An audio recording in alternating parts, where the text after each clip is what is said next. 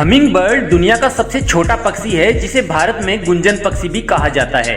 यह एकमात्र ऐसा पक्षी है जो पीछे की दिशा के साथ साथ दाएं बाएं भी उड़ सकता है। इस पक्षी का हार्ट बीट सबसे तेज है जो 1 मिनट में 1260 से भी ज्यादा बार धड़कता है। हमिंग बर्ड को हेलीकॉप्टर बर्ड भी कहा जाता है क्योंकि यह हेलीकॉप्टर की तरह हवा में एक ही जगह उड़ते हुए स्थिर रह सकता है। कमजोर पैरों के कारण इस पक्षी को चलने में थोड़ी कठिनाइयां होती है। कमाल की बात यह है कि यह पक्षी हवा में उड़ते हुए भी फूलों का रस चूस लेती है। बता दें इस बर्ड की 325 से ज्यादा प्रजातियां होती है जिसमें सबसे छोटी बर्ड की साइज एक मधुमक्खी जितनी होती है। दोस्तों ये सभी बातें इस नन्हे से पक्षी को सबसे अलग पक्षी बनाती है। इस नन्हे से जीव के बारे में आपकी क्या राय है कमेंट में जरूर बताइए। और ऐसे ही अमेजिंग वीडियोस के लिए हमारे चैनल को जरूर सब्सक्राइब करें।